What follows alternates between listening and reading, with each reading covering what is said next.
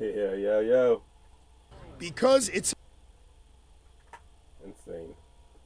One more time. Yo. Talking shit, getting clicks, original podcast. It's the me episodes. That it is. You already know I'm messing with y'all. You know what it is, honestly. It's the we episodes. Let the children sing. I feel like I'm loud. That's right.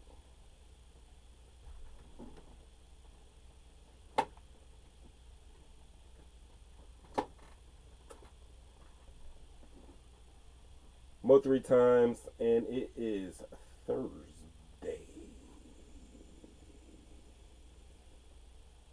One more time. Little air horn. I don't even know if I'm live right now, to be honest with you. I don't. Let the music play for a little bit longer. Yeah. Friday Eve. Incredibly long intro. I know. Bear with me. Don't. Yeah.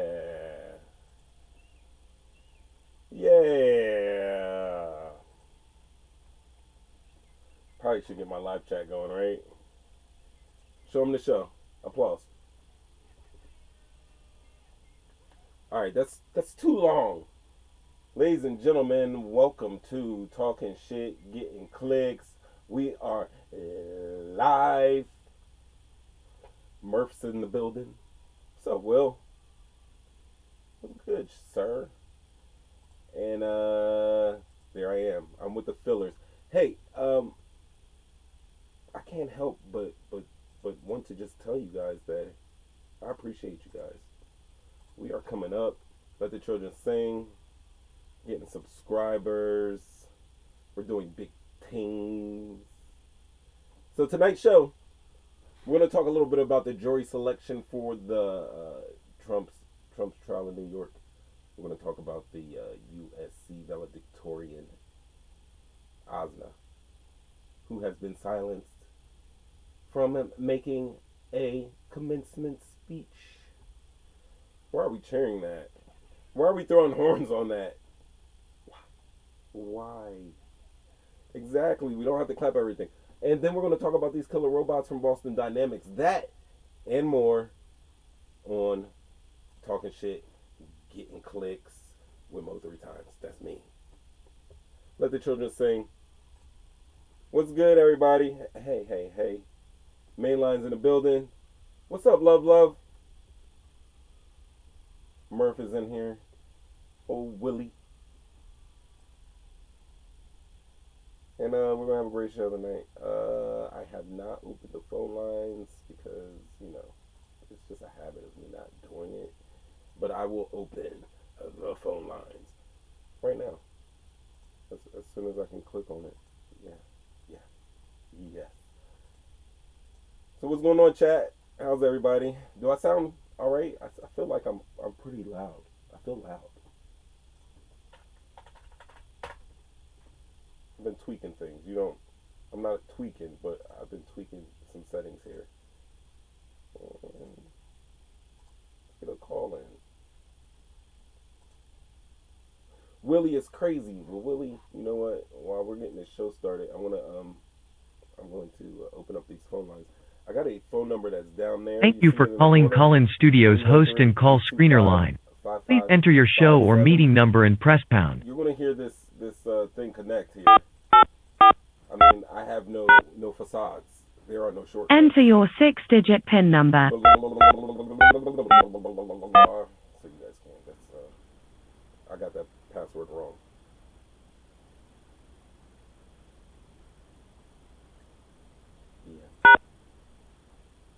That was an invalid PIN for talk and shit get and clicks. How about there? Welcome, host. You are now in the host room and can manage your callers from the Call-In Studio web interface. Is that better? Audio recording is on. Oh, you know what? There we go. I had the heat on because it's a little chilly. a little chilly. All right, so I think we're in here. Phone calls is in. Well, call in. Call in. Check in with your boy. Talking shit, getting clicks Thursday nights. And we already know what it is, ladies and gentlemen. Let's fast forward through it. Let's just fast forward through it. It is the we episodes. I'm Mo'3 times. And it is April 18th, 2024. And we got to go for it right now. All right, so back to the show. Jury selection for the Trump trial. Let's get you caught up on that real quick while everybody gets in there. Because, I mean, really. This is for the information. I'm going to throw this up. Actually, let me see what that looks like. I got the little line. That is not what I wanted. That is definitely not what I want you guys to see, but you're seeing it, and I'm all right with that right now. Oh, let's go here. Let's actually go here. This is from AP, Associated Press, reporting on Trump's hush money trial. Let's check it out. Basically what's going on right now is the 500 or so people who have been called for jury duty, about 100 of them come into the courtroom. The judge is asking them very quickly, does everyone here know who everyone is? Do you know what case this is? And he explains that to them.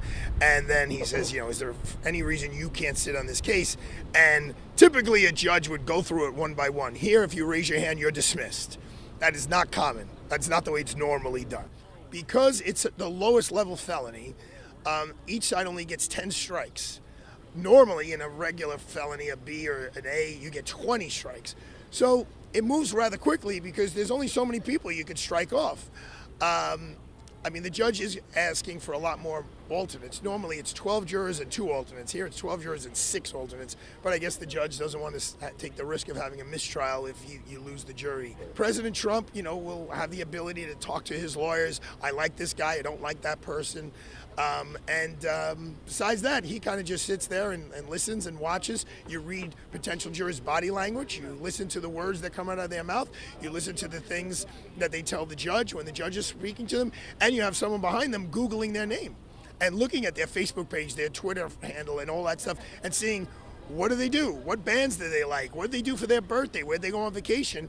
And you do your best to narrow it down and saying, this is a juror I want to talk to, I want to relate with, and I think will be someone who will be open-minded enough to take our point of view. So there you have it. We see what's going on. There was like thousands of people having to line up for that Trump jury. So as you see, the process for the voir dire process was kind of truncated there, where if you just raise your hand, they were not even trying to question you or trying to actually make you stay on this jury. They were just pushing through, trying to find some people that actually fit. It is cool to note that they do have 6 alternates, because my earlier information I had 5, but it seems that of course they will have extra alternates just because of the publicity of the case. They're going to find ways to restrict jurors and get jurors kicked out as this trial goes on. It is said that this trial could take up to 8 weeks, so it should be over definitely before the election. What's up, Flash? Now, not that long ago, Donald Trump had something to say. Let's check that out. And it's a shame. And I'm sitting here for days now, from morning till night. I'm gonna start it over. And it's a shame. And I'm sitting here for days now, from morning till night, in that freezing room, freezing. Everybody was freezing in there. And all for this, and this is your result. Look at that, each one of them a story. And it's very unfair, very bad thing. Very bad thing. The whole world is watching this hoax. You got a DA that's out of control. You have a judge that's highly conflicted. The whole thing is a mess. And you have the leading candidate and leading crooked Joe Biden by a lot. He's the one that should be in trouble. He's a crook. You got a crooked president. He should be on trial with all the stuff he's done in his family. He should be on trial, but he's the one in charge. His top people are here, working with the DA's office to make sure everything goes right. But it shouldn't go right because they have no case, and that's what this is all about. And it's a shame. It's a shame. So they got it freezing in there. It's cold. You know what? I think Donald Trump should get like a cardigan. A nice little cardigan, maybe with some leather patches on the elbow, and just sit in there and enjoy his trial. There's been reports that he's been falling asleep in there, calling Sleepy Joe sleepy, but he's been falling asleep in there. But this is what we have here. And this is the Stormy Daniels trial, where he paid Stormy Daniels to keep hush and in hopes of winning the election back in 2016. And they got it out for old Donald Trump. So we're going to see what's going to go on. His lawyers have been working little miracles here and there, and we'll see what's going on there. But we'll keep up with Donald Trump. Like I said, if anybody has any good information, you guys want to speak on the on the former president, then by all means, let me know. 313-825-5557. My lines are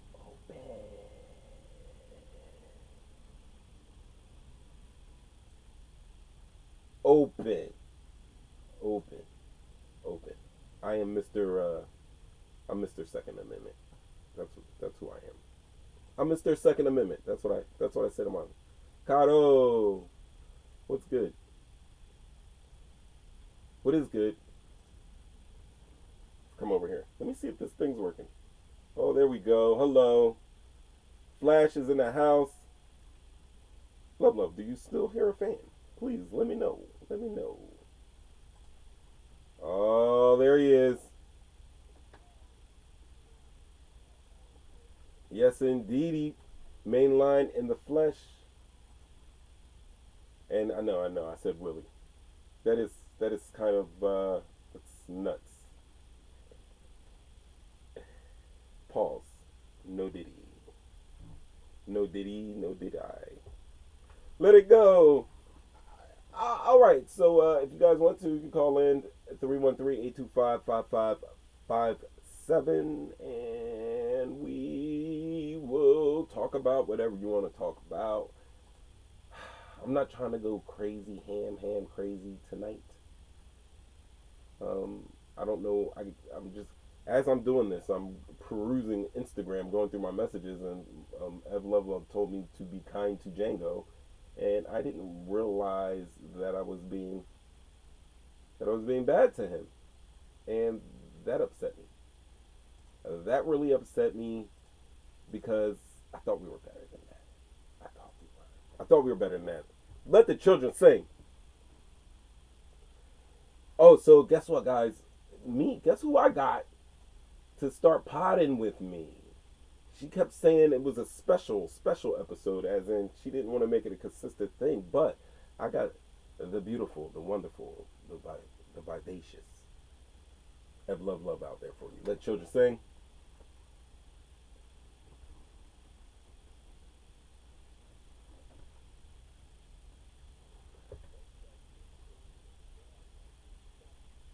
Getting clicks. Yo, you know what? Who's been busy? Scotty T has been extremely busy. He's been pumping out these interviews, so much so that I haven't even been able to catch up and watch them. But let me tell you what. Let me big him up, because I haven't talked to my buddy in a couple days. But you guys check out Your Comedy Minute with Scotty T. As you can see, listen, he's been pumping out interview after interview after interview, and I love him. You all get something crazy and zany with that, but also in the same respect. Hold on, let me hit you with the Scotty T. That's right, you check him out. But I'll also tell you that this is what we have. Ladies and gentlemen, I present to you Mo'3. It's a working title. It is a working title. Let me I would say, Kevin, they are what the French call le incompetent. Oh my God, Maurice. I mean, but it is too soon. He had it on him. Too soon for that joke. But he had it on him. But you're laughing. You're laughing. You're out of control. But it's true. Like, he didn't. Come on, bro. I mean, sorry. First of all, you're my bro, my beautiful love. But what I'm saying is, look at this guy. He looks like he's got the shoulder sling, the shoulder sling on. Yo, so check that out. It means he didn't get his. It's called Mo'3, episode 1, and it was amazing. Love is a natural. And it's one of the edited shows, so it's not like live where you got to hear me rambling and blah, blah, blah. And, we got it cut down to you, and it is great. We talked about, what did we talk about, Love? We talked about the Lumberton shooting with Jonathan Adam LeCompte, and I believe his name was Ricky Driggers. And Ricky Driggers, who's the bald guy right here in this corner, he shot John Adam LeCompte. You know what? Let me bring that back. Let me do a little recap for you. All right, so this is Jonathan Adam LeCompte, and he is a North Carolina Department of Transportation worker, and he is this man here pictured in this video. Hold on, I'll take myself out of it so you can see it all clearly. Right? He's this man wearing this orange vest, and right here is Ricky Driggers. And what me and Love found and what we discussed on the show was that Driggers was actually carjacking, but, you know, trying to take this utility truck, and Jonathan Adam LeCompte was trying to stop him. Now, what we found out was it was not LeCompte's truck. He came in as a good Samaritan, just trying to, you know, stop a man getting away with crime. He ends up pulling up. As you see, his arms are extended. There is a weapon in his hands. It's blurry. You can't see it. Good thing, because YouTube is crazy about stuff like that. But he, close range, is shooting up this guy right through the driver's side window of that truck. Amazingly, Ricky Driggers is not fatally injured, and he manages to reverse the truck back. And then as LeCompte is crossing the street, you can hear him in his last hero ditch efforts attempt of being the hero that he is. He tells another stander by to get out of the way as Ricky Driggers mows down Jonathan LeCompte, sending his body flying through the air off of the front of this utility truck that is, you know, in front of our eyes right here. He got hit with all of this, and it was going at a high rate of speed. Needless to say, Jonathan Adam LeCompte is no longer here on this earth with us, on this plane.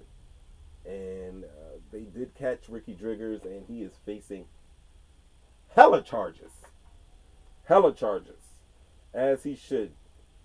As he should.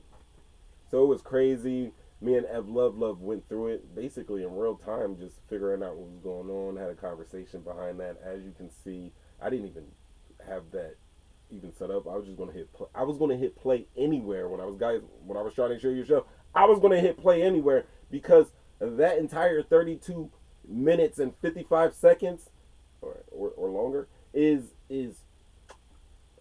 magnificent, if I say so myself. So if you haven't checked it out, check it out. If you haven't checked it out, check it out.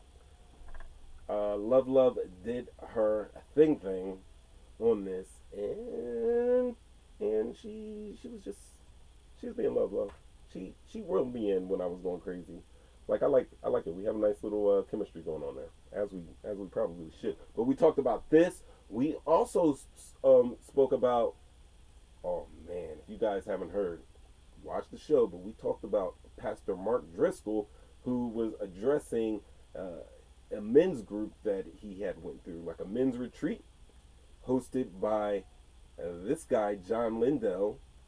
And at this retreat, there was, hold on, let me take it back. There was a, oh wow, here's the picture.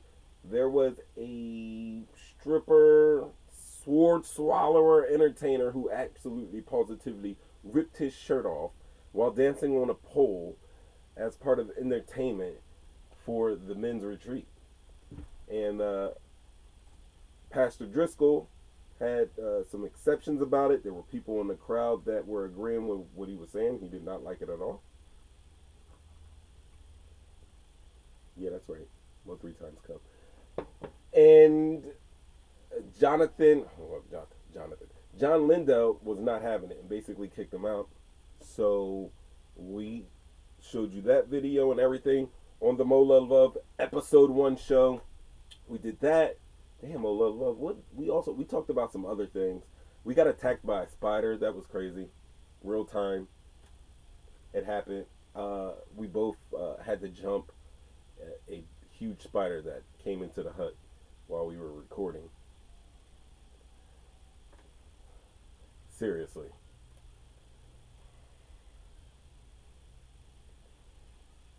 Ramid was good.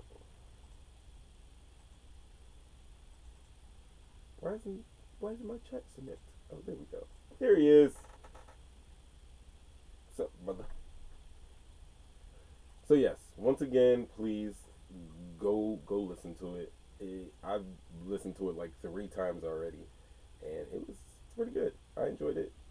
Pretty damn good editing. Let us know in the comments. That's what Ev Love wanted to know.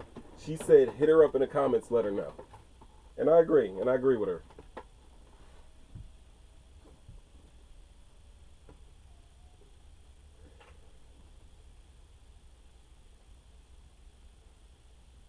I feel like this is not loud enough. Am I dramatic? I am. I am dramatic. I do it because I entertain myself with all the dramatics that I'm not really serious, though.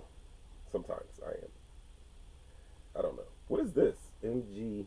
I don't know what that. No, it's not. It's just me.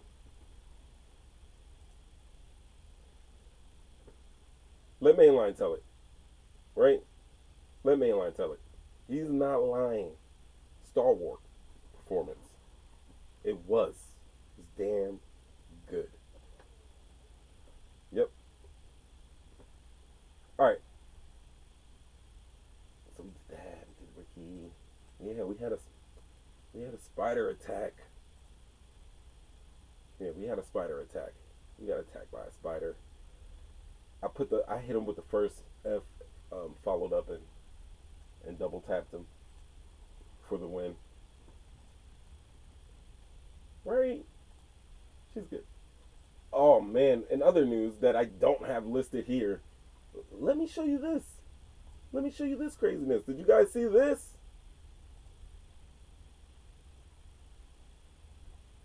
That's right. That is one William Brock. Damn Wills. I tell you the Williams. I tell you it's the Williams. William Brock has pictured here Lolita Hall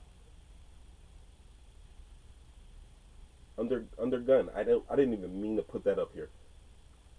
Please forgive me. I'll throw a logo over it. I'm really not supposed to show firearms on here, guys. All right, so William Brock was scammed. Lolita Hall was scammed.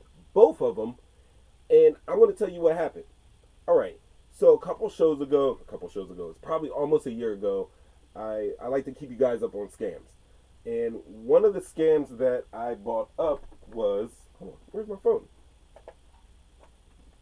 Where's my phone? It's a family emergency scam. And I probably glossed over this, probably did maybe 2 or 3 minutes on this. And basically what it is, it's a scam where someone calls and it's usually directed towards the elderly, and they say that, hey, your family member is in trouble. You need to wire us some money or send some money to us, and this is how the scam goes. Their family member is definitely not in trouble, but thinking that their family member is trouble, they go extract some cash and hand it over to the scammers. This is what happened to William Brock on March 25th, 2024. That's right, weeks ago. Now, Lolita Hall was scammed because she got a call saying, excuse me, Lolita Hall is an Uber driver. She Ubers, right? She's an Uber driver. She was an Uber driver. And she was sent to William Brock's house to pick up a package. So we know Uber drivers don't only have to take you to a destination like they're a taxier, like a ride-sharing taxi. They can also deliver food, and they can also drop off and pick up packages from people. So Lolita Hall was called by the scammer to go pick up a package from William Brock, and the scammers had called William Brock and threatened his loved one's life and said, hey, you need to send money. So when Lolita pulled up to collect the package, she was Ubering to go collect the package, William Brock came out armed with it. If you guys saw the picture earlier, if you saw the picture earlier, he had the 6-shooter. He had the Colt. Crazy. He had the, listen, he's 81 years old. They had automatics in his age coming up. I don't know why he had the revolver. Actually, I do. Revolvers are just, they're easy to use. They don't jam. That's old school.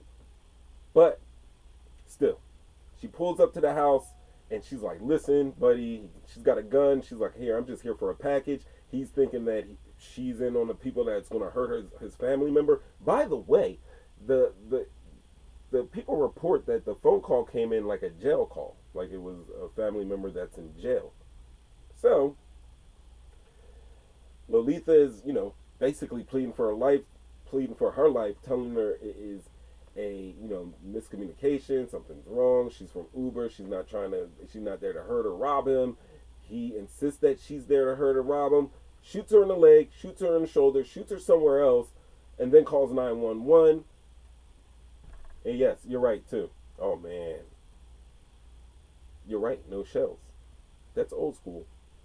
That takes me into a whole, when you just put that in that frame and reminded me of that, it puts me in a whole nother frame of mind. We'll talk about that, or remind me, because I'm kind of up here. I'm everywhere up here. So that's what happens. Lolita goes to the hospital where she dies. Tragic. What do we feel about this one? I brought this up because this is a good conversation piece. Because listen, in the video, it shows Lolita, she is not trying to rush this man. She isn't trying to, she is under the gun and she's being as respectful and trying to just get away and leave. Now, William Hall shoots her. So, under the law, like, if someone's trying to leave the premises, whether they've robbed you or not, if they're leaving, you really don't have the right to shoot them. And this was captured simply because Lolita was running her Uber dash cam.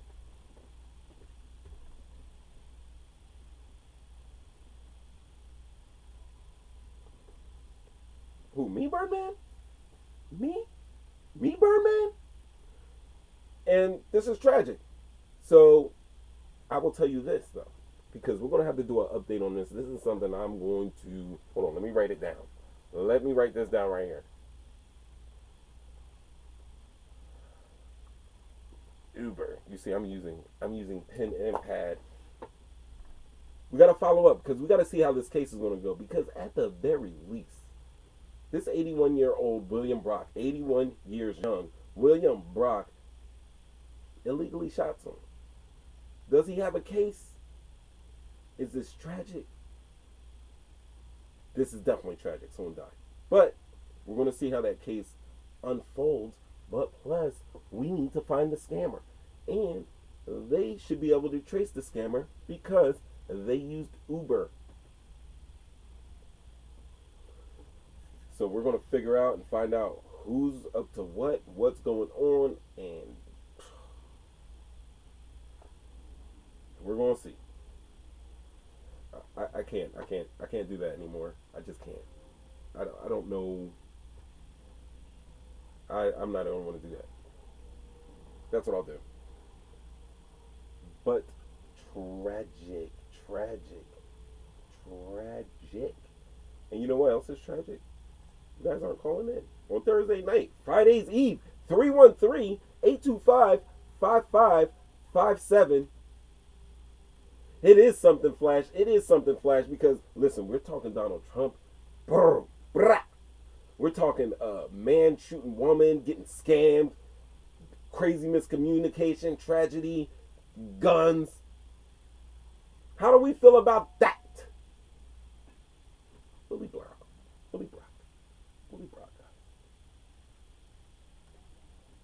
You don't have to. You don't have to. Excuse me.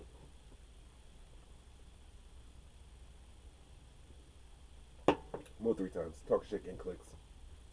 Someone got caught in my windpipe. You guys hanging in there? Hanging out, man? Well, I got you here. Hell, let me test my muse.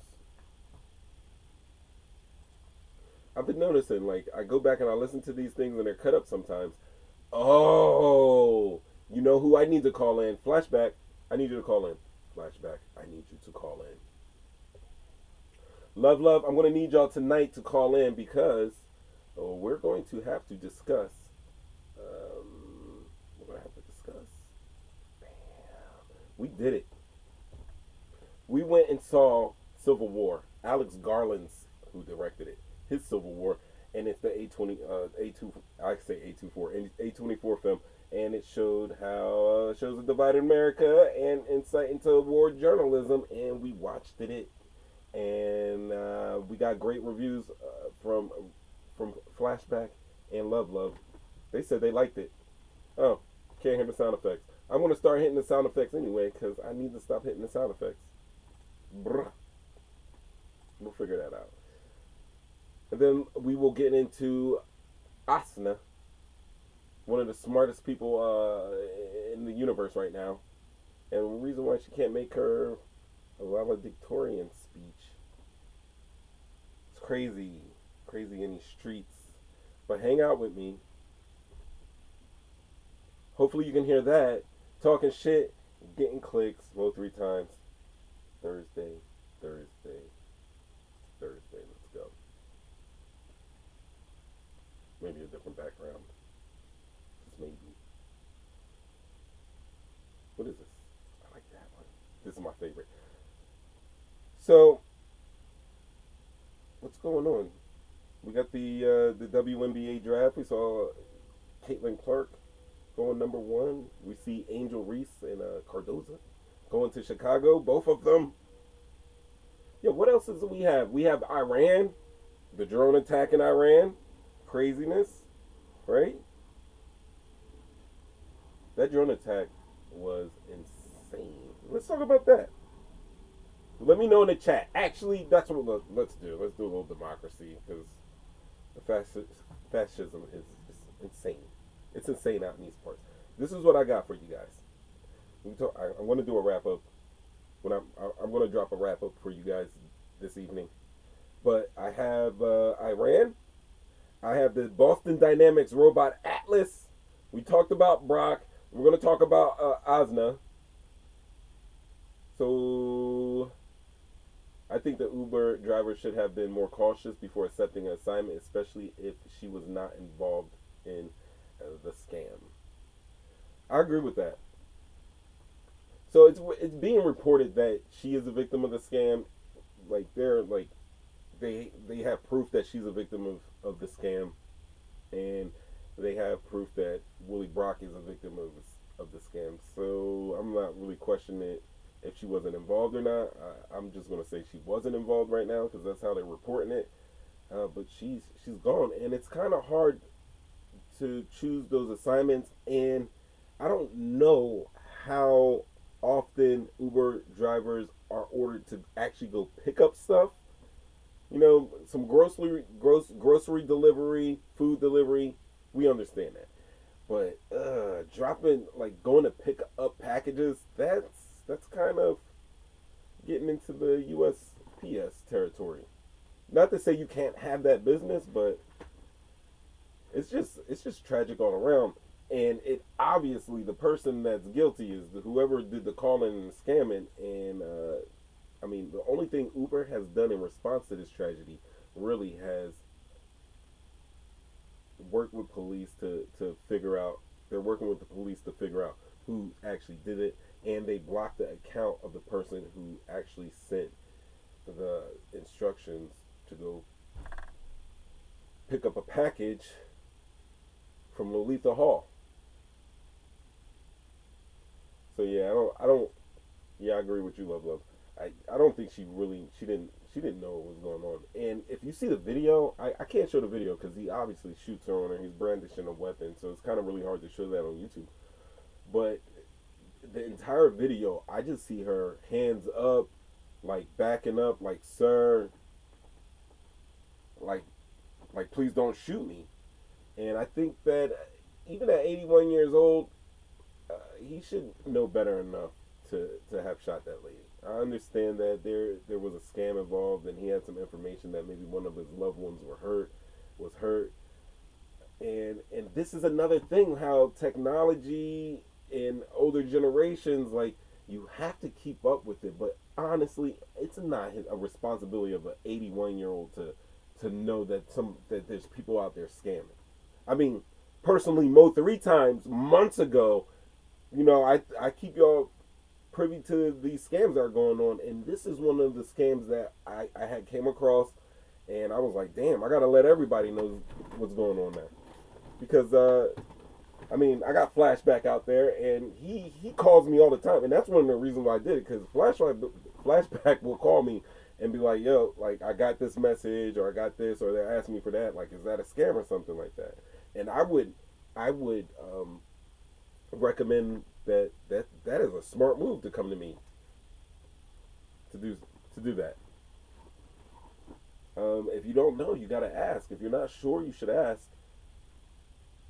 And but people get up in age. Like I said, I got a next door neighbor right now. They're still, like, his children and family have come to pull stuff out of his house, but he's 85 years old, and I never saw his family around. And people have their own lives. And, it's hard to check in with family members, but I would also say that if you have elderly family members and they're out there, and you know that they're on the internet, and they don't even have to be on the internet. It comes through the phone. You have to you have to have internet to do anything. Like, nobody's trying to take checks. No one's trying to have you come up to a window and pay in person. And is over since COVID, So we just got to take care of each other so stuff like this doesn't happen. And it's unfortunate that it's happened, and hopefully people can learn from this, and we can get over this, because it's crazy. I love my peoples. I do. So let me grab this real quick. I'm just dropping stuff. So the U.S. and the U.K. imposed new sanctions on Iran. Let me bring this up as we're talking about the tragedy. Right, here we go. So let me show you some things. Big screen here. Ooh, I do. All right.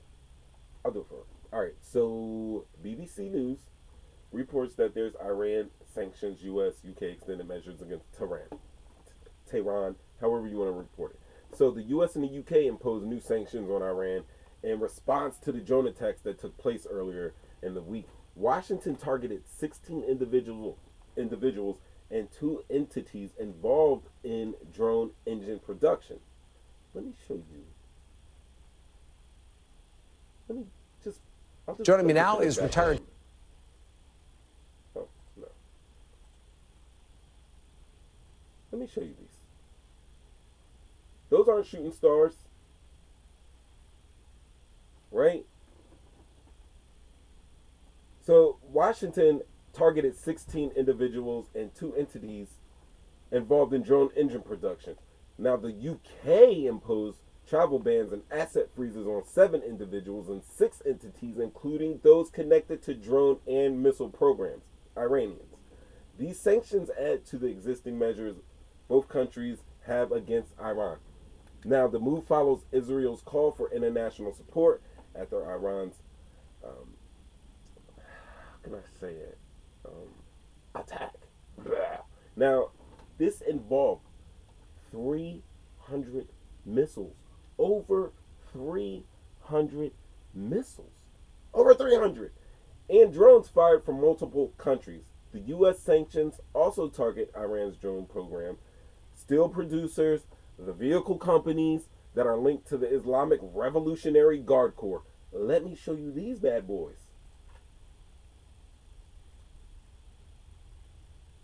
Yeah, that's them boys. And it's not just the Guard Corps, it's also their Ministry of Defense. Okay? So Joseph Biden stated that the G7 leaders, here's your G7 leaders. I'm going to get out of the way. Let me get out of the way. So he stated that those G7 leaders are committed to increasing economic pressure collectively on Iran. Now, the UK sanctions announced by Foreign Secretary Lord Cameron, you might know him as David Cameron. That's him. I believe he was he's a former prime minister of the UK. And that the G7 foreign ministers meeting, they demonstrated a condemnation of Iran's attack on the sovereign state and are made under UK's new Iran sanctions regime. The EU also expanded sanctions on Iran drone and missile producers, along with measures against selling drones to Russia for its war against Ukraine. Now, importantly, because they've been talking about this, but let me tell you what. Iran has been talking to Israel, and they've been doing the diplomacy thing. And as a part of the diplomacy thing, they are very upset, extremely upset, and motivated to have a ceasefire and actually end the war that they are now calling a attempted genocide of the Palestinian people. As you already know, on October 7th, 2023, Palestine, featuring Hamas, decided to sneak attack Israel on a sleepy Saturday morning. That's right. And as a result, Israel has been taking more land from the Palestinian people and killing them in droves. We are nearing 35,000 Palestinians. 35,000 Palestinians that have died since October 7th. And as Israel responded to these attacks, now the United States has calls for ceasefire. People in Israel have called for ceasefire. Palestinians have called. Everybody's calling for a ceasefire and to bring a negotiation to end what is basically an onslaught of the Palestinian people. Now, you already know how I feel about this. I don't think that do I think there's a genocide in Palestine, or is there are they planning to is Israel planning to kill all the Palestinians? I think on some sides that is definitely a yes. I think this is very concerning as the numbers pile up. But also, I don't want to tell a country that was sneak attacked how they're going to defend their country or how to respond. If you punch me in my face, if I'm minding my business, well, that goes out the window because they got history there. But really, if you just sneak attack me, you can't tell me how bad I beat you back. However, these are, there's a lot of people that we're talking about. So they need to do something. That's all I need. That's all I'm saying. It's a hard war to talk about. Anybody on any side, it's a very polarizing, it's a very emotional. People are dying, old people are dying, babies are dying. Palestinians are basically all military age men and women over there. There are no really old people or young people there. Have killed a lot of elderly and a lot of babies. And there is in Israel, help me out here. Help me out, please. Help me out. China and Russia was not on the table. No, but, and this is where I leave myself. Iran had been talks with Israel already, so Israel. It wasn't like Iran had this was a sneak drone attack. They already said that they were going to respond to Israelis' offensive against Hamas and really overall Palestine. So this was actually expected. The U.S. did step in and send equipment, and this is something that me and Reckless had spoken about, because and I was telling you, you have tested, you have field tested, and you have battle tested, and this is a way for American weapons companies to actually say that, hey, these weapons that we created have been battle tested and they work. You can't make something and you're not going to build a Ferrari and not take it out on the track at least, you know. So this is an opportunity for the U.S. to step in and use some of their weapons and see how their weapon systems work, kind of like a scrimmage. If we're just going to keep it real, if I'm taking a wide view back and looking at these forests and not just a single tree, this looks like one of the things that was going on. The fact that Iran has been in talks and had already gave Israel a heads up that this was going to happen. I mean, this does not, I don't know what type of war you do that in. I like that thought. If other Arab nations get directly involved, justification becomes acceptable. And that's true. That is true. And perhaps that's why Iran was in talks with Israel before they shot it off. Maybe that's why they let them know ahead. Hey, like we're going to be gentlemen about this. We don't like what you're doing to our cousins over there. So we're going to send something back because we have to. And we're going to do it on this date, between this time and this time. Be ready, because we got to do something because the world's watching. But what I see is that we're slowly sinking ourselves into World War III. And what happens is it does provide justifications for other countries to use whatever means necessary to dismantle the countries, the opposition.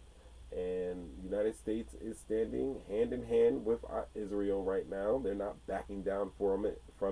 I am sure, and it's been reported that the State Department and Israel are in talks, and the United States is not happy with what's going on in Palestine. But I mean, if we're a world power and like the top military in the world, and we're telling you, hey, you need to step down and chill out real quick, I think maybe why isn't that happening? That's my question. Why isn't that happening? If President Biden says, hey, you guys, we need a ceasefire right now, why isn't that happening? Is it because we don't have any leverage against Israel? Could it be? I don't know. I'm spitballing here. You can help me out. 313-825-5557. Just something that's going on. Look at those G7 guys. Look at the G7. Just walking. Walking to back from a brunch.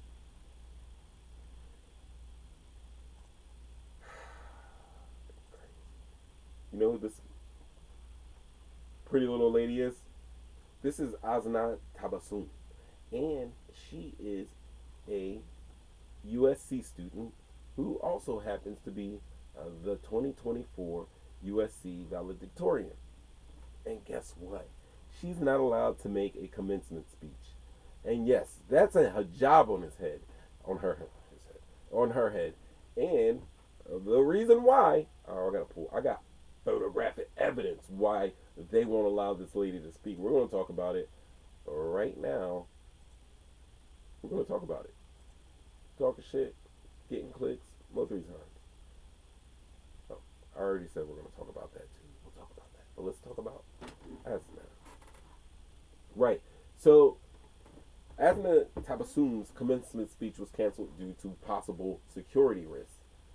And Asna, and the person that is in charge of making that call is Andrew Guzman, and he said that there is a security risk because they're assuming that Asna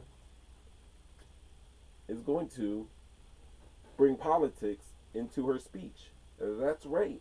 They're assuming. Now, me and Love was talking about this, and Love, this is the new information I have for you. They canceled Asna's speech even before they saw what she wrote. Matter of fact, I'll let Asna tell it. Controversial decision by leaders at the University of Southern California related to the debate raging on many U.S. campuses over the war in Gaza. The school says that it's canceling a planned graduation speech by its valedictorian, Usna Tabussum, due to safety concerns. Now it follows the online response to a pro-Palestinian link that Tabussum posted on her Instagram account. She spoke to Carter Evans. USC betrayed me. 21-year-old Usna Tabussum is about to graduate with a biomedical engineering degree at USC. Her minor, resistance to genocide. I used what I learned from USC. All right, I have to stop right there. She majored in biomedical engineering. Yes, biomedical engineering. That's her major, and her minor is in what? Used what I learned. Her minor, resistance to genocide. Related to I didn't even know there was many... I didn't know there was a class called or a minor called resistance to genocide, but that's her minor. Are we here now? Are we listening to this? So you have somebody that majored bioengineering. She's a bioengineer, and she has a minor in trying to quell genocide. And you're going to stop her from making a commencement speech without actually seeing a copy of her speech because of security of issues of what she might say, because there's a war, all-out offensive going on in Palestine? Is that what we're saying? All right, let's hear her out. It's canceling a planned graduation speech by its valedictorian, Usna Tabussum, due to safety concerns. Now it follows the online response to a pro-Palestinian link that Tabussum posted on her Instagram account. She spoke to Carter Evans. USC betrayed me. 21-year-old Usna Tabussum is about to graduate with a biomedical engineering degree at USC. Her minor, resistance to genocide. I used what I learned from USC to inform my worldviews. And when I speak on it, I'm penalized for it by the very people who offered me that dream. Less than 2 weeks after being selected to speak as valedictorian at USC's commencement ceremony, the school rescinded its invitation. Provost Andrew Guzman says social media discussions relating to the selection of the valedictorian had taken on an alarming tenor and have escalated to the point of creating substantial risks relating to security. Did you receive any threats? I personally haven't received any physical threats, which I'm very, very grateful for. But I won't discount the amount of hatred that I've been seeing online. Tabussum. So that's a point. Andrew Guzman says that there are security threats, but the person that's supposed to be the speaker, who's supposed to make the commencement speech, is saying, yo, I haven't received any threats. When people usually receive death threats, like I can understand if she actually received some death threats, being apprehensive about making her speech, but she wants to make her speech and they're saying no. But he is the provost, I must say, and he has way more experience in security than she does. Let's continue. Is pro-Palestinian and says her social media accounts have always been private. But critics point to a link in her public Instagram profile to a website they believe promotes anti-Semitic rhetoric. I'm not apologizing for the link that I put in my Instagram. What I am saying is that I'm committed to human rights and I'm committed to the human rights for all people. A lot of the campaign against me has been, for example, claiming that I don't value the life of Jews. That's simply not true. USC maintains its decision to eliminate the valedictorian speech this year is based on safety. for Tabassum and the 65,000 expected attendees, saying there is no free speech entitlement to speak at a commencement. They say this is not an issue of free speech. Maybe in its most technical terms, it's not an issue of free speech, but I think it's expression, it's academic discourse, and in many ways, it is speech that is being stifled. For CBS Mornings, I'm Carter Evans in Los Angeles. I mean, it sounds like USC really stepped in it here, right? They're I'm using surprised safety. by the Oh, let's not let this guy in his little Poindexter glasses influence with that. We're talking about this evening. Young. What's good? All right, so F Love Love asked, but was she going to talk about it? That's what Love Love asked, right? But was she going to talk about it? And I got to tell you that upon discovering that USC had rescinded her invitation to speak at the upcoming graduation ceremony, Asna had yet to solidify her speech content. However, she did express that her intention was to deliver a message of hope. So she did another interview with the Times on Tuesday, and the class valedictorian revealed that the university officials who announced the decision in response to criticism from pro-Israel groups regarding a link on Tabassum's Instagram page.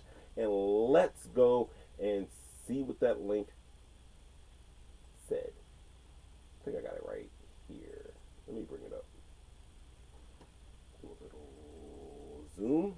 zoom, and I can read. So let me read it to you. It states, this is the link. It says Zionism is a racist settler, colonial ideology that advocates for a Jewish ethno-state built on Palestinian land.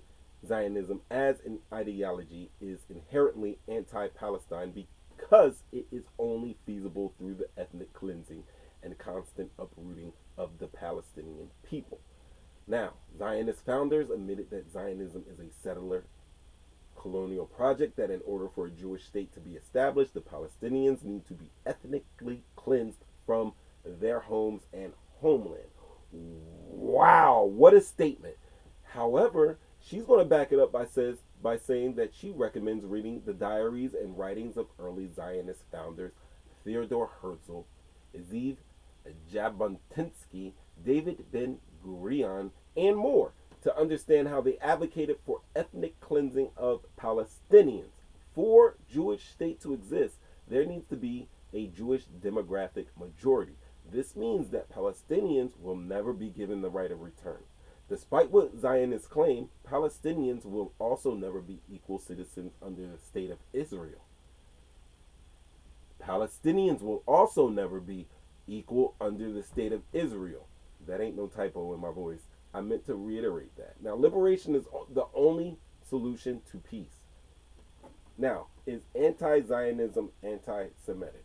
This is an issue that we've had on the show a couple of times that I've referenced to, starting when I did this show about Kyrie posting, yet again, kind of like a son, posting a link on her Instagram. And we're going to get back to that in just a second once I finish reading this. But, like they said, is anti-Zionism being anti-Semitic? And this was the argument that I made, saying that there's a difference between being anti-Zionism and anti-Semitic. And the point that I used to prove was that I brought up the historical significance of actual Palestinians and Orthodox Jews living together. And I actually referenced one of the rabbis that was talking about the difference between anti-Zionism and anti-Semitic and anti-Semitism, and it is right on line with what Mamas is saying. So what they're saying is no, anti-Zionism is a stance taken by Palestinians and non-Palestinians in solidarity with the Palestinian people.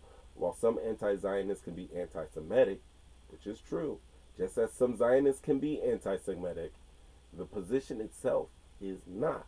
It is also not anti-Semitic to criticize Israeli policies. So it looks so far that this link is providing a little education between the differences between anti-Zionism and anti-Semitism, and they're two different words, two different antis, so they're obviously different. I mean, just logically different, I would say.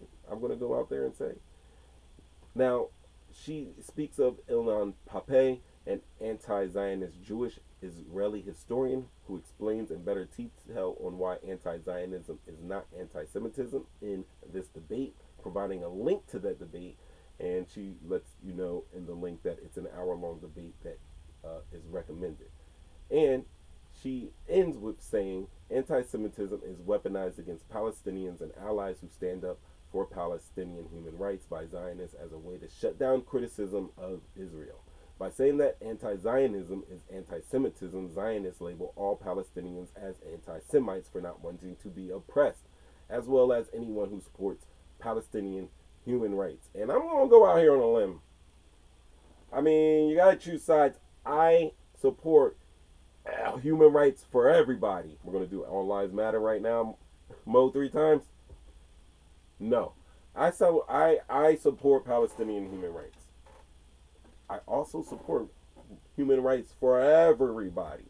But in this case, I'm going to have to say that Mo'3 times supports Palestinian human rights. And I don't like what I'm seeing on the news regarding Israel, the IDF, Palestine, and Hamas. I mean, Hamas ain't really good. IDF is acting trashy right now. But this is what we have. You want to chirp in, please let me know, because it is Thursday night. 313-825-5557. I'll also go on to say that the Andrew Guzman justified the decision to prevent Tabassum from delivering a 3 to 5 minute speech. So once again, it was already dismissed, and the commencement speech was canceled basically upon realizing that the person that will be giving that speech is in a hijab. I don't think I'm going too far in saying that. And if you think I am, please let me know. 313-825-5557. Let's check the chat. Her minor likely is figurative. No way that's a major. I'd be surprised. Let's check something. The decision, yeah. They're claiming safety without any details. Right. And he's about to say they're claiming safety without any details. And that's true. It could be. And this is what I'll say. The backlash against Tabassum, who earned the title of valedictorian, and she was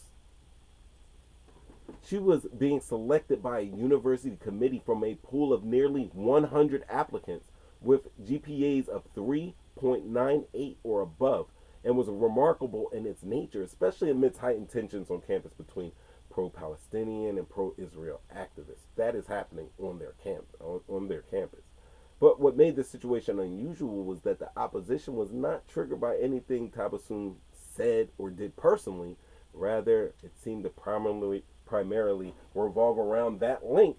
And if you guys think that's harmless or hateful, please let me know. Please tell me if I'm wrong about that, because I don't agree with it. I don't agree with this decision, and I'm going to go out on a limb and say that if it was just Derek Abernathy from Ohio being a valedictorian at USC, and he wasn't wearing a hijab, he was just wearing a USC pop cap, they would not be canceling anything.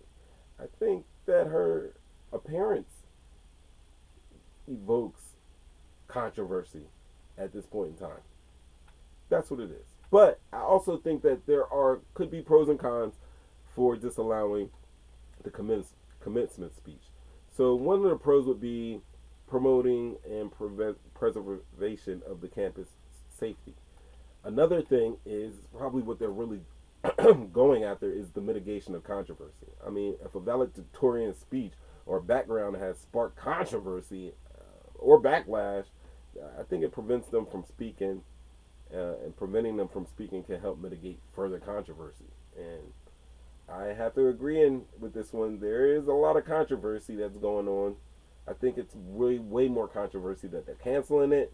But to continue with some of the pros, I think one of them would probably be like the protection of the institution's reputation. I think that's what it would be. I think like exercising control over that, and who speaks at a commencement ceremony. Come on. Universities have to protect their reputation, and they have to ensure that the event reflects the values and principles of the institution. But in contrast to that, as I have this fight with myself, shouldn't the values and principles of the institution kind of reflect the values and principles of the institution of the United States of America, as in the United States Constitution, with its very first amendment being the freedom of speech? And you know I'm Mr. Second Amendment. I'm Mr. Second Amendment, and that's the amendment that protects the First Amendment. But here's the cons. We already know that it's a violation of free speech. Like, you're disallowing a valedictorian from delivering a commencement speech. I think that could be perceived as a direct violation of the right of free speech, particularly if their speech does not pose a threat or incite violence. And if someone says that, hey, I'm coming to speak with a message of hope, then I can understand that. Yet again, conversely, I understand that her minor is having to do with genocide, and how can you have a minor in genocide and not talk about what a lot of people are saying is a clear genocide or attempt at genocide that's going on over in Gaza? So another kind, I think what's stifled is the diversity of perspectives. I mean, she's number one. She should be able to talk her shit, get her clicks. And I think that commencement speeches are an opportunity to showcase diverse perspectives and ideas. And preventing certain speakers from addressing the audience may limit the range of viewpoints represented at the ceremony. So I know it's a disappointment for the valedictorian. She's being denied her opportunity to deliver a commencement speech. And I know that's disappointing. I know it's disheartening. And I know that she worked her ass off to get that. So much so that, did you know that this year there will be 20,000? It's estimated a 20,000 graduates at that commencement speech. And another 45,000 people in attendance to cheer them on. That's 65,000. That is like having a sold out stadium. A football stadium, a sold out football stadium, and you get to give a 3 to 5 minute speech for your 4 years of hard work, where you made it to the tippy top, the precipice of the, what is it, the precipice, the climax, what else is it called, whatever. You've made it to the pinnacle. You are number one out of 20,000 people. And you're not allowed to give a 3 to 5 minute speech. What you say, flashback? What's it called? Of course you can call in, Flash. What are you talking about? You can call in, Flash. But I also think that there's a potential of backlash and criticism. I think the decision to disallow a valedictorian from speaking may itself generate backlash. I mean, I'm feeling backlashy right now. And I'm criticizing, and I think that generates backlash and criticism.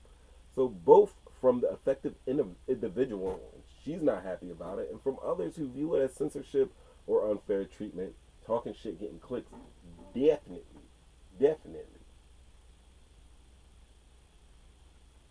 Yeah, I know. We can definitely. I picked that one up on that. Also think that this is a missed opportunity for dialogue.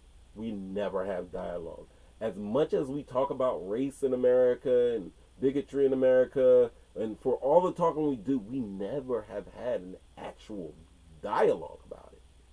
Maybe it's something we need to talk about.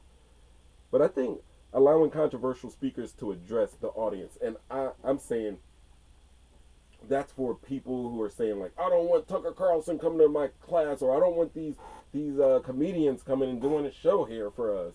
Like, I think everybody, especially on college campuses, should be allowed their freedom of speech. You're learning. You're at the university, getting that universal knowledge. And I think allowing controversial speakers to address the audience can provide an opportunity for dialogue and a debate. I think it fosters intellectual engagement, right? It fosters intellectual engagement. And it also fosters critical thinking among attendees. So, all in all, while disallowing a valedictorian from delivering a commencement speech may be deemed necessary in certain circumstances to preserve safety or to actually just mitigate controversy, which isn't working in this case, I think it also raises concerns about free speech, ding, diversity of perspectives, not over here, and the potential impact on the individual and the institution's reputation. So each situation should be handled carefully, and I think it should be evaluated, and I think we should talk about competing considerations. And Flashback, if you want to call in, I got the line open right for you. It's Thursday. That's right. Talking shit, getting clicks. We live. Hurry up, guys, because I'm not trying to be here all night. Yeah. By the way, F Love Love is American, not a migrant. I don't understand. I don't understand what that means, Flash. You call in. We'll address all of that. We will address all of that. But that's right, Asna Tabasoon. Commencement speech canceled due to possible security risks. Insane. Thursday night, talking shit, getting clicks. Original podcast. I'm Mo'3 times, and I'm going to have to talk about Atlas. Yo, Boston Dynamics improves on already scary invention. Every now and then, I be checking in with the Boston Dynamics. I do. I've given you guys some Boston Dynamics speeches. I've done all of this. Ev Love, you're laughing. Because I was kind of befuddled. Like, where did that come from? Flashback? Now I gotta scroll through these comments. Where did this come from? Oh, yeah, let me rule. There it is. Hold on. I got it straight to the part 2, Flash. Check this out. Substantial risks relating to security. Did you receive any threats? I personally haven't received any physical threats, which I'm very, very grateful for. But I won't discount the amount of hatred that I've been seeing online. Tabassum is pro-Palestinian and says her social ways been public. They believe rhetoric. My Instagram there it is that I'm committed to human rights, and yeah, right. I'm committed to the human rights for all people. A lot of There's the look. Is that the look you're talking about, Flashback? He's like, yeah, he's got the Muppet mouth. Like somebody is like has their hand up his ass, switch this way like the Viper, and they just have their fingers like this. You see that? Their fingers are like this in his mouth. That's what it's looking like. Question, is that what we are trying to do with America? Have one state run a country? Maybe that's why DC is not a state or is going to become a state. Shouts out to Ev Love, born and raised in DR. But you're American, babe. You're American. I was there. When Ev Love became an official Whistle American. She was one before that. And guess who welcomed her into the country? Yes. Donald Trump.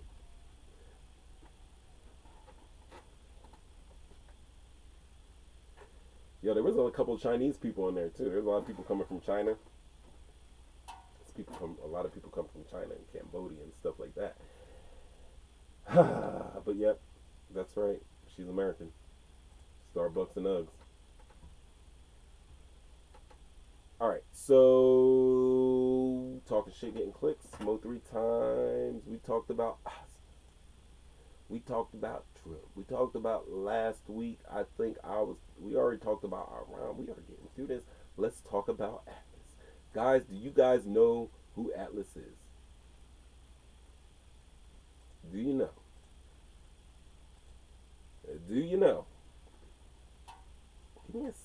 set this up properly.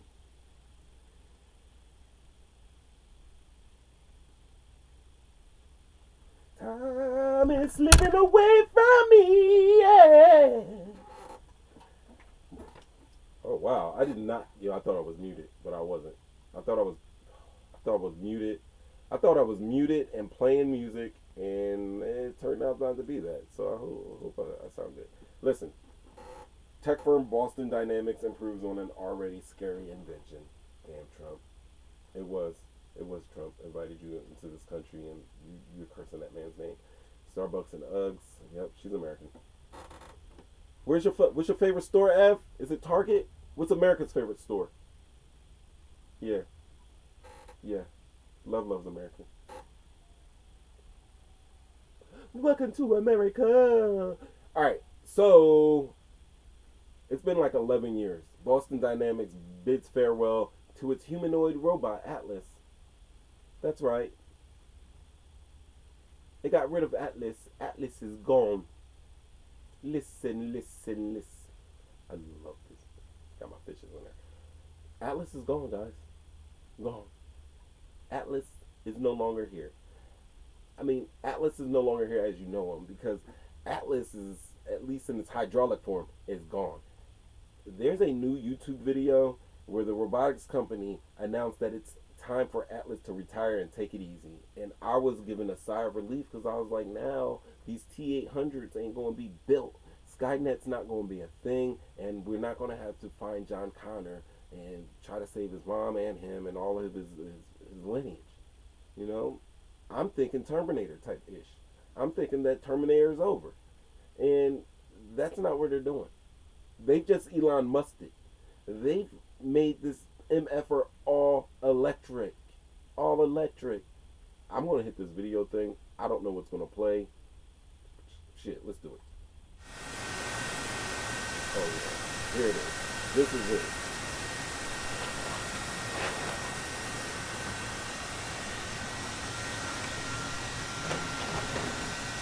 Yo, when I first saw this thing, you see how it gets up? I thought it was going to do like the scary movie thing, and its torso was going to flip around, because that would have been nuts. I bet you it can do it, though. I bet you they have that freaky ass flip up mode. I bet you they have it, but they're not going to show it on YouTube, because then we'd all be in on it, and we wouldn't let this happen. But look at it, it's good. Yoga.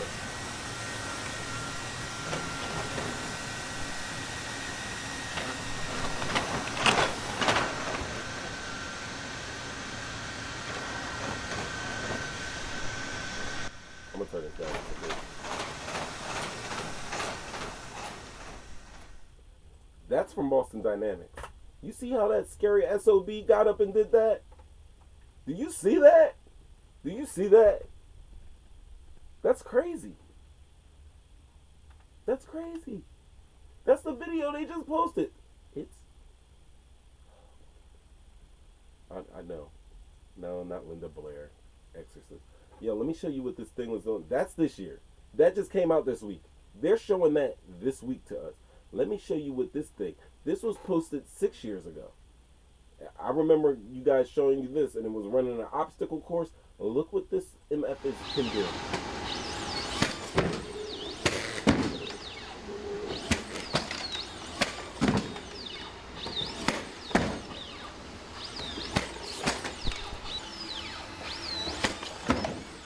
That's the iBox. You see the dismount? And then raised his effing head. He got in slow-mo. Look at that, perfect. And then stabled itself. That's crazy. That's 2017 Boston Dynamics. This is what we're headed to, people. It's scary.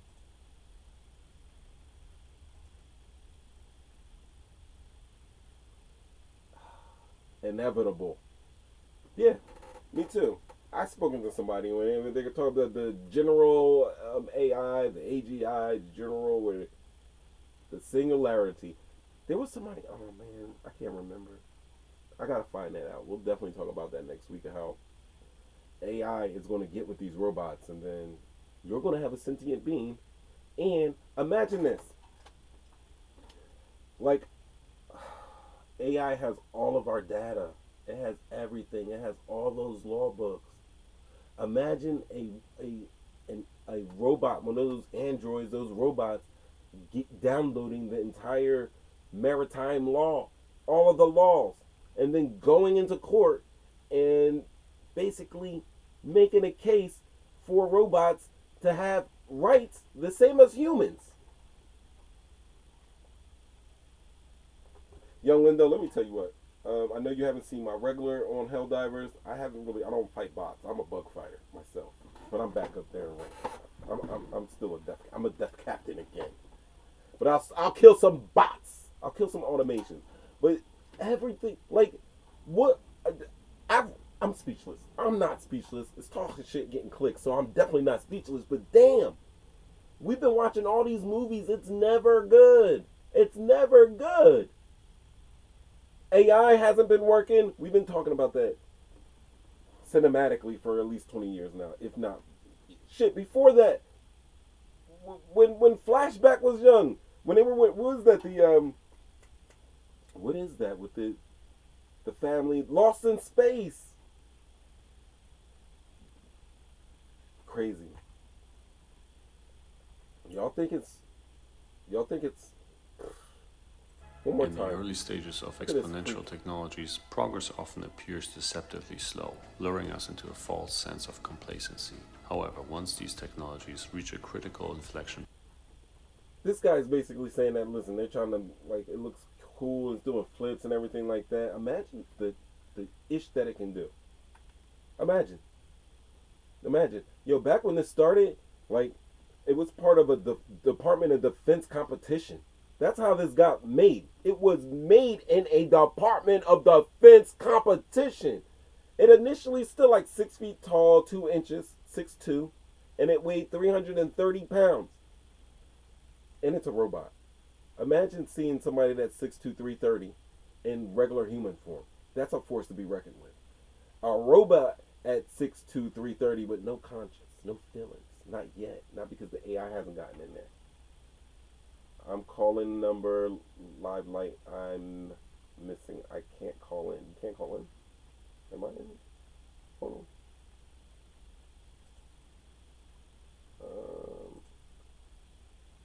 Oh. That shouldn't matter. I'm going to use my... Can't use the contact. Fault. I'm going to use that. Let me do a little test. Yeah, it works. Yep.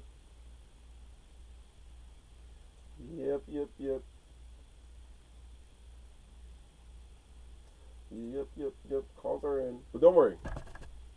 Because what I was saying. Yeah, the thing was 6'2", 330 starting out, right? And throughout the years, Boston Dynamics have continuously refined Atlas. We saw the old one when it had the hunchback. Look at this freak. It looks like an Alfie. Remember Alfies? It looks like a walking, talkie. I'm not even going to look it up. I'm not even going to go there. It's just going to make me depressed. It's just going to make me depressed. But this is what they've done. So we saw it doing the hops, and we seen it doing this effort was doing backflips 7 years ago. And now we're seeing how it just comes up. Now the thing can't sit. For some reason, it can't sit. So it lays down like that, and then it hops up. But you see that thing, it can hop, it can jump, it can twirl, it can toss tool bags.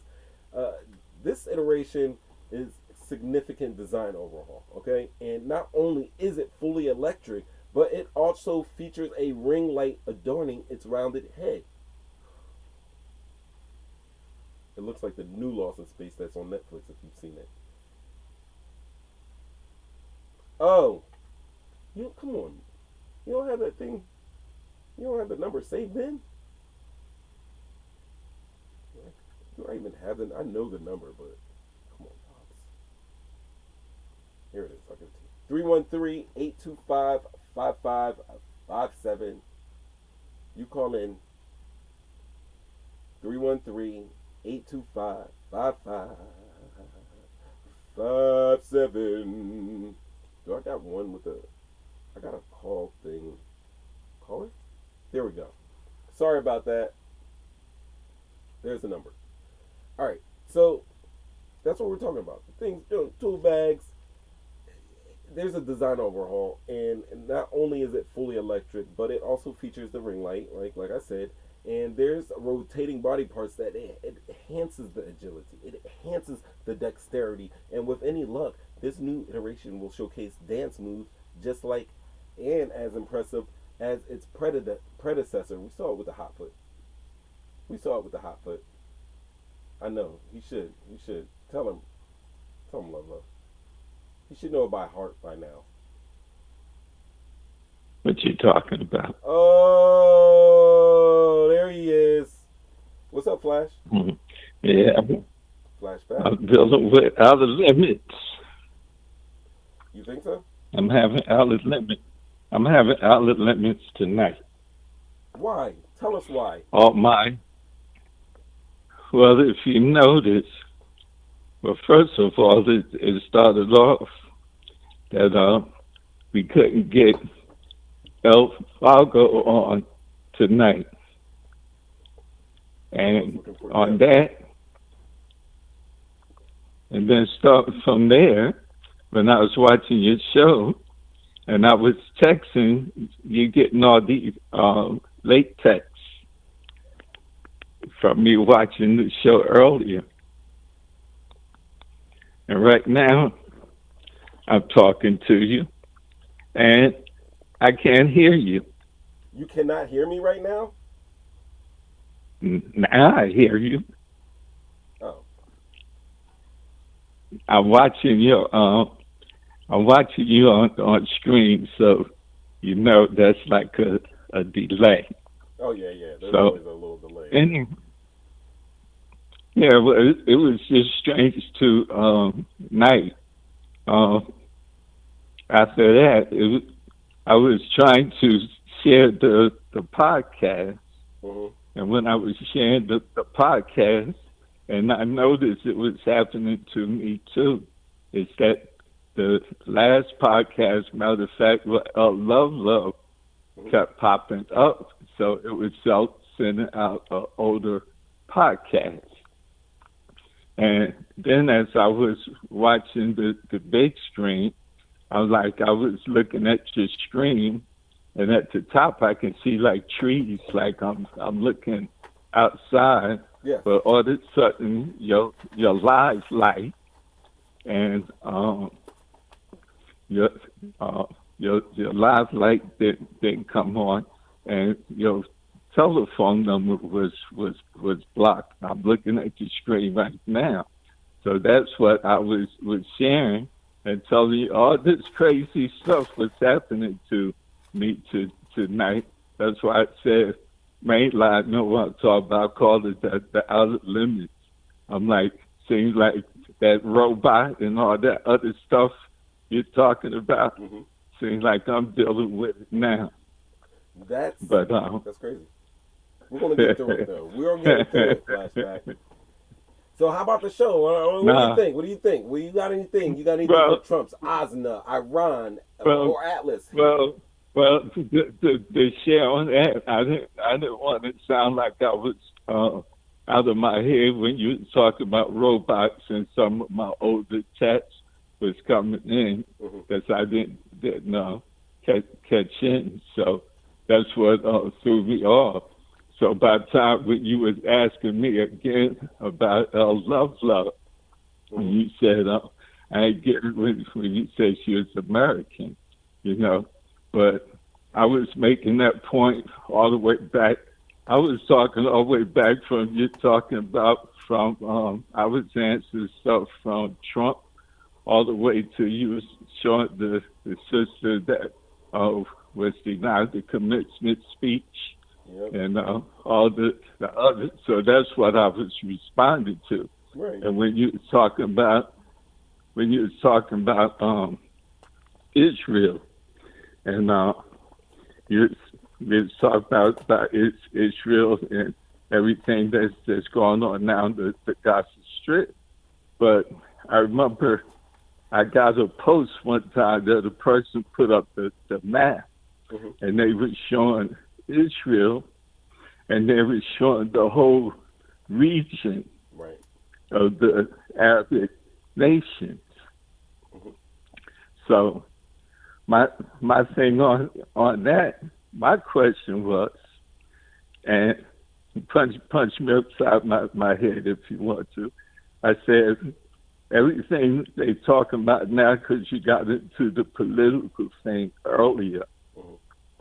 And I said, the only thing that I see now, I said, where everything went crazy is when this certain man decides to make Israel a state. And what you see that's happening today, that they try to blame. Right? Saying something? He made Jerusalem the capital, right? I mean, Israel was already made a state back in the 40s or 30s. But this is the point that I'm making that's going on now. But I said like this, and that's when I made the comment about America. Tell me, what is DC? It's the district. It's a district. It's a district. It's not a state, correct? It is not a state. So my point I was making, that's why I say I wanted to sound when you talk about something else. That's what I was coming back trying to respond to.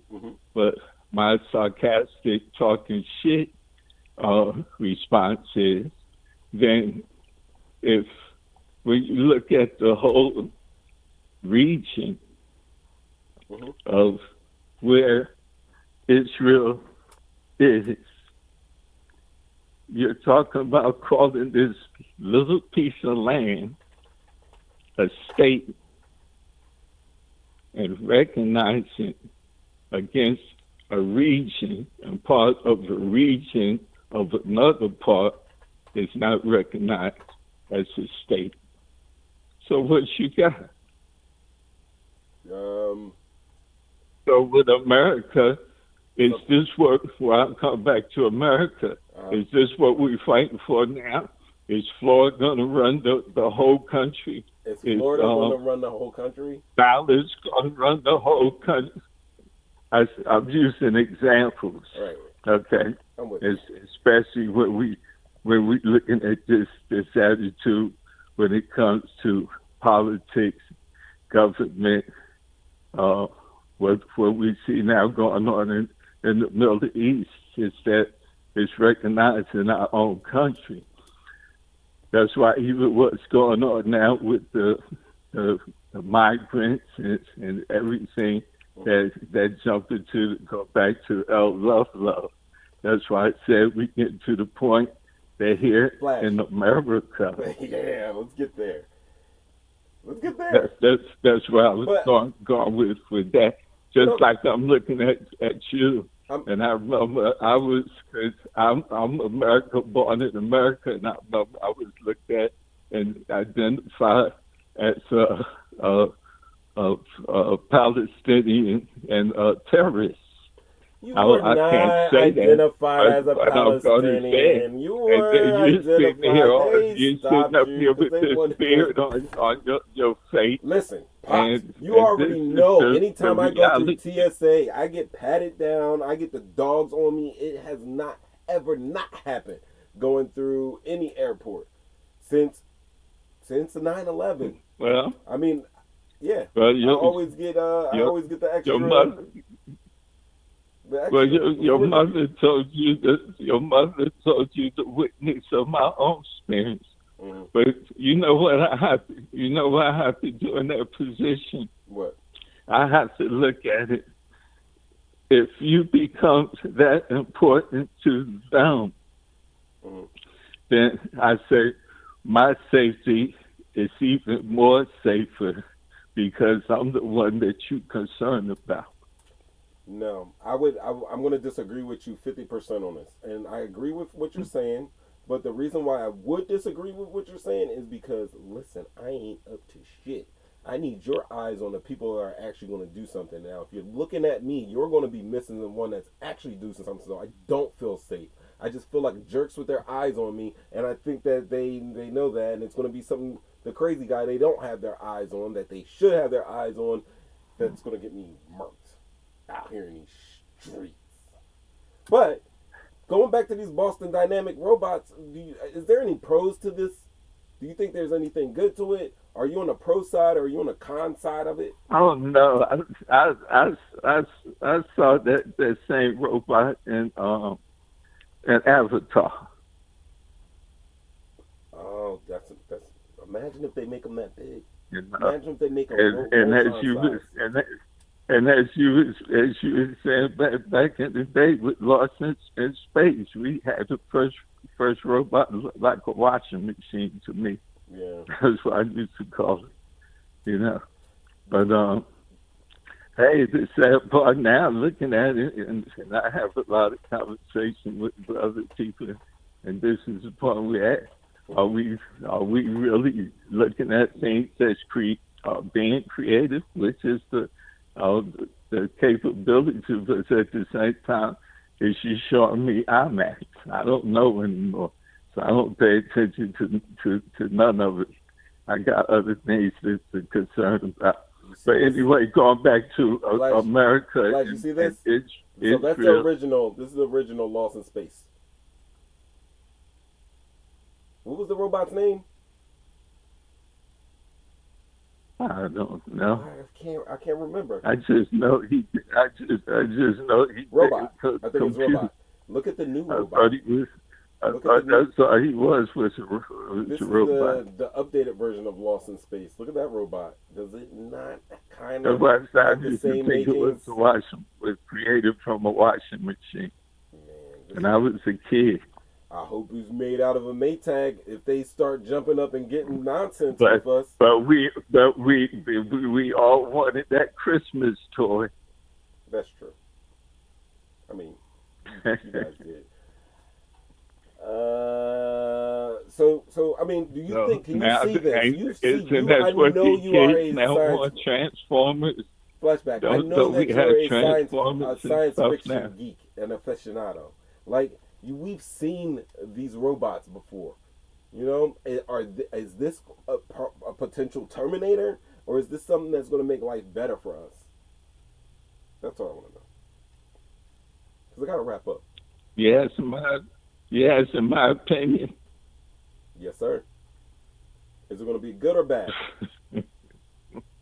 Chat, same question to you guys out in the chat. Is this going to be good or bad? How does this end?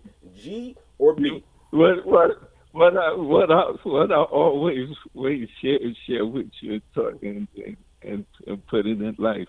Mm-hmm. For one thing, when you put me in a question like that, mm-hmm. you put me in the corner, because then you just looking that I'm saying it, but then I don't get the reasons, not just because of one thing. So when it comes to a question like that, that's why it's difficult for me to, like you say. So I'm going to mute him right now, guys, because, like, honestly, he's basically saying that I'm asking him a question. Is it good or bad? Which I am. But if he would have just said, hey, I think it's good, then he could have explained it. But he's using all his disclaimer time to preface, and he's not even answering the question right now. I'm going to unmute him. I wonder if he heard me. So unless I say good or bad, you're going to cut me off and take me somewhere else. I know you. I've been on your show before. What are you talking about? Is it good or bad? You can explain. You can explain. Ev Love thinks it's scary. The robots won't be smarter than humans. This way you push the bullshit button. Okay, comments are like this is good and it's bad. But good comes first. Bad comes after good. We won't allow robots to bad take over. Bad comes from good. Automations. So I leave it. See, I knew you were going to set the answers you want to talk about. Sir, I didn't even hear what you said. I was in the chat real quick. You said it was going to be good or bad. I just you're wrong. It's not gonna be good. That's why I didn't want. That's why I didn't want to call in. I'm letting you talk your shit. You gotta, first of all, you've called in here 78 times. I can see that with my robots. But is it good or bad? Good or bad? I just hear me good. If anybody out here hear me talking tonight, please put it into the chat for me. All right. And I said like this, and I told you from the door, I said, you ain't gonna set my answer because it ain't gonna make sense to you. Okay. I said it's good and it's bad. I said, but I know everything is made for. It's good and bad. There we got it. There we go. It's good and bad. I like it. I like it. And we're back. Talking shit, getting clicks. Listen to me. He said it's good and bad. I think there are pros and cons, though. I think there's going to be like some efficiency things. I think Boston Dynamic robots are designed to perform various tasks, and I think they do it with a high efficiency. I also think that they're going to be precise and accurate because they're robots and they're equipped with advanced sensors and algorithms, and that enables like precise and accurate executions of tasks. I also think that it's going to be safe, and that's because they're delegating the hazardous or really dangerous jobs to humans. They're delegating that to robots, so it's going to save humans and it's going to make humans a little bit more safe. Also, I think these robots that we've seen from Boston Dynamics for the last damn near decade are versatile. You know what I mean? They got some versatility going on. They're highly versatile, and I think they can be adapted for various applications across different industries. I mean, I think Amazon's trying them out, Tesla's trying out, to name a few. But from logistics and manufacturing to healthcare and service sectors, these robots offer flexibility in addressing diverse needs and challenges. You can see how it can move individual fingers. That MFer can probably fix the brakes of your car or serve you a drink. And I think it's innovative, and I think it's an inspiration. The development and I think the deployment of these Boston Dynamic robots contribute to the like a technological innovation, and I think it inspires in advancements in robotics and artificial intelligence. I think that's going to serve as like maybe a catalyst for research and development, and I think that's going to drive the progress in automation and robotics. Now, I think that there's going to be some cons to it, like the regular cons, like it's going to cost a lot. Them shits look expensive, you know. So making them inaccessible to many individuals and organizations is going to be a high initial investment, and it's ongoing maintenance costs. I think they're complex, and I think it's going to be complex operating and maintaining these robots. And you're going to have a whole bunch of people with a whole new skill set to take care of these robots. But I also believe that there's ethical and social implications. And flashback, no disrespect for the drop, but I'm pulling out these pros and cons because I'm with it on you. I think it can be good and I think it can be bad. I know where you were going with that. But I think maybe the widespread adoption of robots in everyday life, I think it may raise an ethical and social concern. Like we talked about a dude using technology and Uber to scam this lady and scam this man, and someone ended up getting hurt. Imagine what the scammers are going to do with these robots. Come on, can you imagine like a goon droid? I am giving my money or I'm going to kick your ass. And they can do it with precision because that was one of the pros I was talking about, the precision. Right? But I think there might be some job displacement. I think this is concern for privacy issues. I think it may erode human interactions more than they've already been eroded. And I think there's a debate about the impact of automation on employment opportunities and income inequality.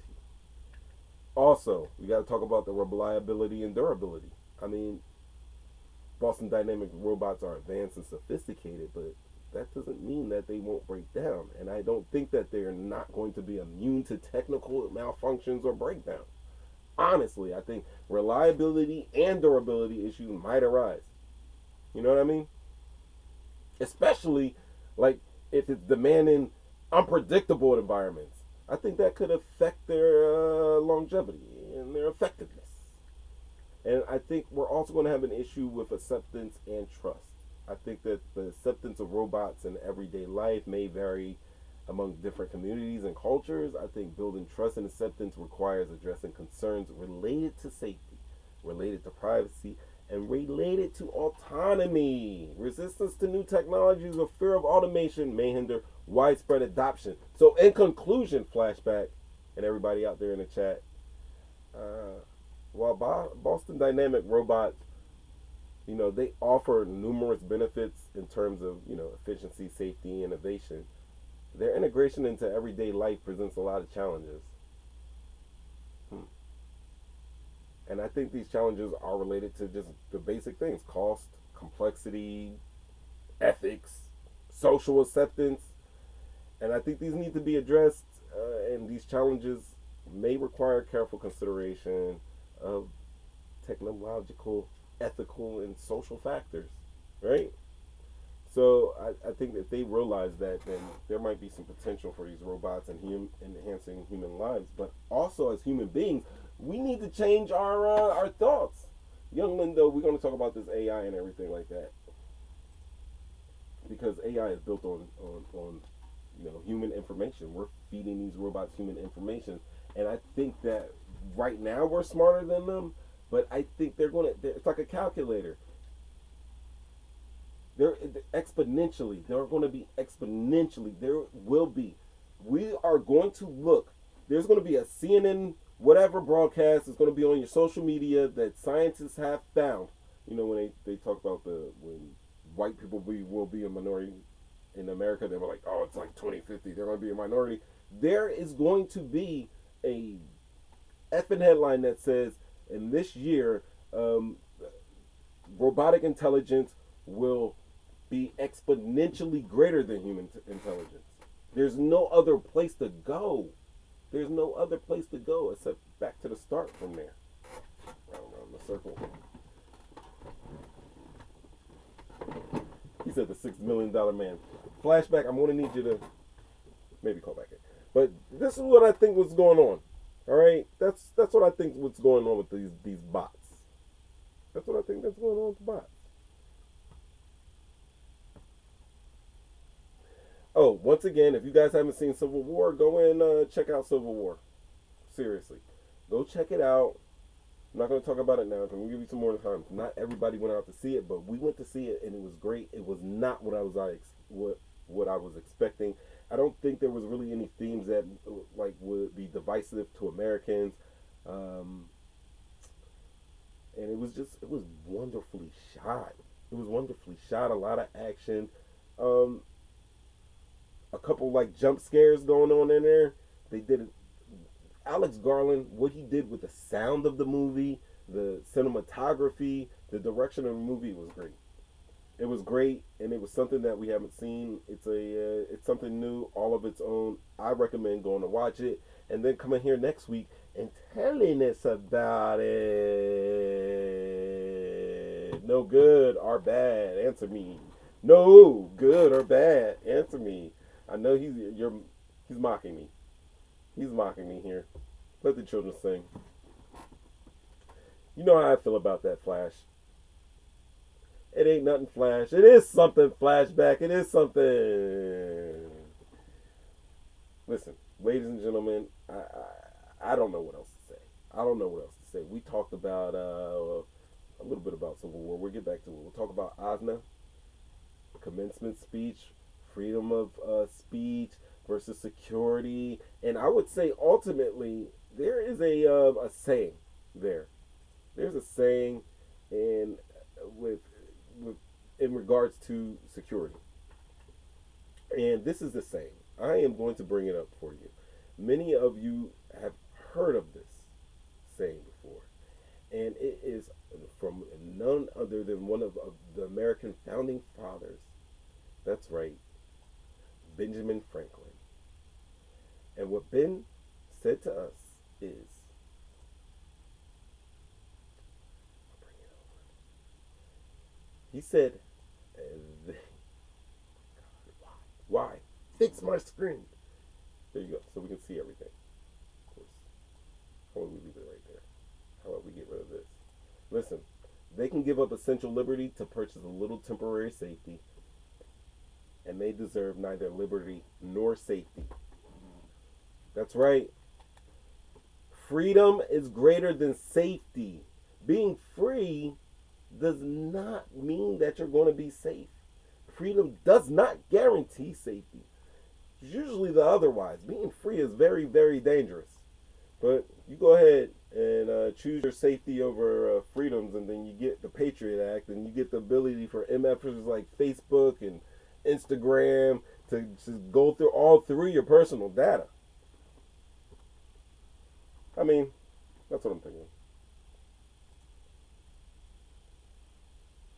I love the AI conversation because, you know, because it's here. It's we're getting close, but it's not totally here yet, and I think that's great, and I love these conversations because these are the conversations that we need to have because this is going to happen. No, no matter what we're saying, if we think it's good or bad, it's going to happen. Boston Dynamics isn't going to stop making robots. They're going to make robots. ChatGPT, they're not going to stop working on the algorithm and AI and getting AI to be self-contained. That's going to happen. It's just how is it going to be? How is it going to happen? What's going to be the changes? How is it going to implement? What about us? And I think that this is an opportunity with these robots if done right. I think it frees human beings. It frees us. We're going to have to do a little population control, but hey, listen, from beginning of time, we've had slavery. We've had slavery because people didn't want to work, and there needed to be people to do work, and because of that, we got it all. But now we have an opportunity to have robots do the heavy lifting for us. Should that mean job displacement? Or should that mean, hell, should that job displacement change your life? I don't think so. I think we could do this in a way where, hey, we can have all of our productivity in the world, and we can relax and work on culture, and work on our mental health, and our physical health, and all that stuff. Save us some time. But damn it, man, I was trying not to do it, and I did it again. I was trying to give you an hour, and we did 2. Yo, hit the live there, Flash, on your flashback. Hit the live on YouTube down at the bottom. It'll say live, and it should bring you back to current. I think there's always going to be a delay, maybe a delay of 3 seconds. But, I mean, at the end of the day, ladies and gentlemen, this is what I think. And what I think is that Ev Love is American. I think that we are at a crossroads as it comes to a big portion of our technologies, specifically AI and robotics, and an integration of both. Right. There we go.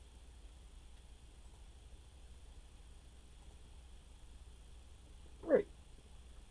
And I think if you beat 20,000 people out to be the number one at whatever you do, I think you should be able to make your speech. And I think you should be able to say whatever the fuck you want. I'm not being really diplomatic today. Also, I just want to see what's going on with these Trump case. They said he has to be there at these things, and we're going to see these jury, and we're going to see juries, and we're going to see him writing books, and we're going to see accusations against the jurors. We know we got jury drama coming up. It's just easy to do that. I'm going to play a little music real quick. Right? I am Mo'3 times. This is Talking Shit, Getting Clicks. The We episodes. Thursday nights, we did it. You guys have a good one. Friday. Have a good Friday. Have a great weekend. And I will see you back here next week. Once again, don't forget. Do not forget. Let me stop real quick and bring it back. Don't forget. Watch that Mo' Love episode. Watch it. You know what I'm going to do real quick? If you haven't seen it, if you haven't synced it, just do me a favor. I know you guys are here. I already appreciate that. But if I can just get just a little bit more, let me let me share this link with you. Here it is. This will take you to the first episode of Mo'3 Times and that love. Click on that. Check that out, and we'll talk about it next week. I appreciate it. Good night, everybody. Oh, hit the play button. We out.